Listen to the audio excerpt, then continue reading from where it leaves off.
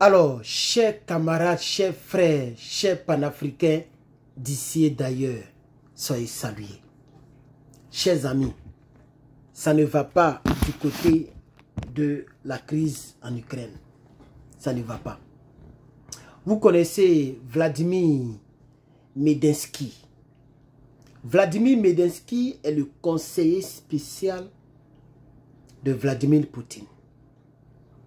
Et il y a quelques instants, il vient de faire une déclaration très importante. Vous savez très bien ce qui a poussé le Japon à capituler lorsque le Japon commençait à faire du mauvais sur les soldats américains. Les Américains étaient obligés de faire recours à l'arme ultime, c'est-à-dire l'arme qui ferme la bouche. L'arme qui affaiblit automatiquement un pouvoir ou un pays. Une menace militaire, c'est l'arme nucléaire.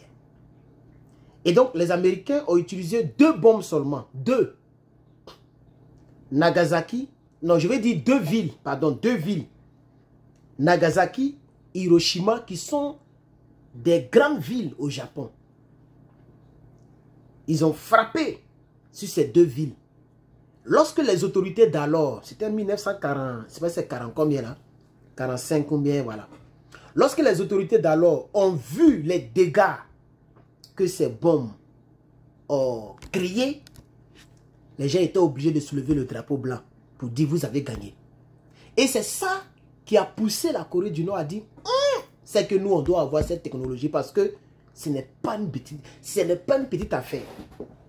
Oui, chers camarades. Et donc, c'est ce que le conseiller spécial de Vladimir Poutine, qui s'appelle Vladimir Medinsky, c'est ce qu'il vient de déclarer. Et actuellement, le monde de l'information internationale est sous le choc. Toutes les puissances mondiales, l'Europe entière, même ici aux États-Unis, tout le monde est sous le choc. La déclaration qu'il vient de faire n'est pas une petite déclaration. Et donc, chers camarades, chers frères, c'est de cela que nous allons parler. C'est de cela que nous allons parler. Ne vous sentez pas mal à l'aise de mettre des j'aime et des likes. Continuez de nous soutenir. Parce que, oui, si en Afrique, nous voulons être un jour puissants, on doit être aussi renseigné sur ce que les puissants font. Comme ça, on pourra... C'est-à-dire quand tu connais l'histoire, les choses ne te surprennent pas. L'histoire est très importante. Oui. Et donc, n'oubliez pas de partager massivement cette vidéo. Mettez cette vidéo dans tous les groupes possibles. Mettez des commentaires. Et mettez aussi des likes. Mettez des likes, des j'aime. Nous allons essayer de vous donner maintenant la déclaration en question. Je vais vous présenter la photo de Medinsky. Le voici ici. Il s'appelle Vladimir Medinsky. L'information vient de tomber tout à l'heure même. Il y a moins de 10 minutes. Et en même temps, j'ai lancé le préenregistré. Medinsky qui est là, il est le conseiller spécial du Kremlin de Vladimir Poutine. Il porte même le même nom de famille que Poutine pour commencer. Il s'appelle Vladimir Medinsky. Il dit, voici ce qu'il dit en réalité. Je vais vous lire même le texte. Si l'on suppose le conflit sur la ligne de front sans conclure une véritable paix, je reprends. Si l'on met une pause sur le conflit qui se déroule sur la ligne de front, comme c'est en anglais, ça me fatigue un peu, sans conclure une véritable paix, mais en concluant une sorte de petite trêve, alors les trêves c'est comme un petit arrêt et puis ça reprend. Arrêt, ça reprend. Alors, ce sera comme la région contestée contre l'Arménie et l'Azerbaïdjan. Le Karabakh, cette région deviendra une immense Karabakh. Au bout d'un certain temps, l'Ukraine entrera dans l'OTAN.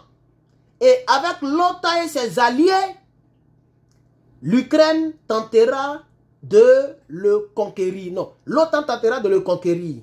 Et ce sera la fin du monde. Ce sera une guerre nucléaire. Une guerre nucléaire pourrait être donc le résultat, c'est la partie qui est importante, le résultat d'un arrêt systématique du conflit ukrainien,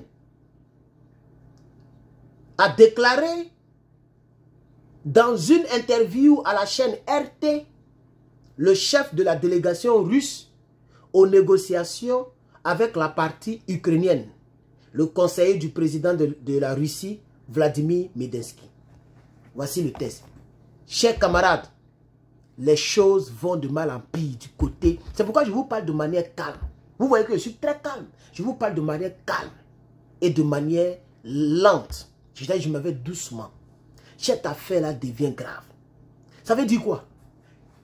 Si le conseiller du président parle comme ça, c'est que quand tu vas même dans le Kremlin, quand tu vas à la présidence de la Russie, ça veut dire qu'ils ont déjà cette option sur la table. Puisque lorsque la première puissance, l'Amérique, avait aussi des contentieux militaires avec le Japon n'a pas d'armes nucléaires, n'avait pas aussi d'armes nucléaires à cette période, n'était même pas une puissance en tant que telle devant les États-Unis. Donc, et à cette période, même la Corée du Nord n'avait même pas encore une petite centrale nucléaire, un petit réacteur, je vais dire. À cette période, c'était les Américains, la France, la Russie, en tout cas, il y avait en tout cas 5 pays qui possédaient l'arme nucléaire. Et les États-Unis n'avaient pas eu d'autre choix pour faire taire et capituler le Japon de larguer ces trucs-là. Vous comprenez? Ah donc, quand la Russie voit qu'il n'y a pas une véritable paix, c'est-à-dire un véritable traité de paix, et toujours c'est des trêves, mais malgré ça, l'Ukraine continue son opération d'araignée. L'Ukraine continue de toujours fatiguer cette puissance qui a en sa possession une arme dont ne dispose pas l'Ukraine. Et l'Ukraine ne fait pas encore partie de l'OTAN. Ça veut dire, calculalement, si la Russie frappe l'Ukraine du nucléaire, l'Ukraine va capituler. Puisqu'il n'aura pas de réponse nucléaire derrière. Parce que si c'est le cas, c'est la fin du monde. Parce qu'ils ont violé les tests. Puisque l'OTAN, l'article, combien même, c'est l'article 20 de l'OTAN, mais j'ai un peu oublié. Mais l'article dit que, ok, l'OTAN ne peut jamais défendre un pays qui ne lui appartient pas en tant que tel. C'est-à-dire vis-à-vis comme ça, l'OTAN ne peut pas. Vous comprenez? Voilà. Et donc, voici l'information très dangereuse, très sensible qui tombe à l'instant. Partagez cette vidéo pour que les Africains soient informés de cette information. Les Africains soient informés concernant cela, chers camarades. Je me sens très fatigué. J'ai fait un très long direct, mais j'ai voulu vous mettre cela sur la table. Dites-moi dans les commentaires ce que vous pensez. Est-ce que c'est ce que la Russie doit... Est-ce que c'est la bonne réponse que la Russie doit apporter? Est-ce que vraiment le nucléaire est la bienvenue dans ce contexte? Que pensez-vous, vous les Africains qui vivez en Afrique actuellement là? Qu'est-ce que vous pensez de cela? Est-ce que si la Russie arrivait à chicoter l'Ukraine d'une frappe nucléaire, cela ne va pas provoquer les autres puissances nucléaires à réagir et à frapper la Russie? Si c'est le cas, est-ce que la Chine et donc la Corée du Nord et tout cela, le Pakistan, voici les pays aussi qui ne sont pas trop amis à l'OTAN, mais qui détiennent aussi cette force nucléaire, ne vont pas replier? Chers camarades, voici l'information. Nous sommes à 9 minutes, je vais m'arrêter là. Que Dieu vous bénisse. Merci. N'oubliez pas de vous abonner et de partager. Je vous reviens tout à l'heure avec d'autres actualités. C'était Herman le Patriote, Herman l'équaliseur. Je vous remercie.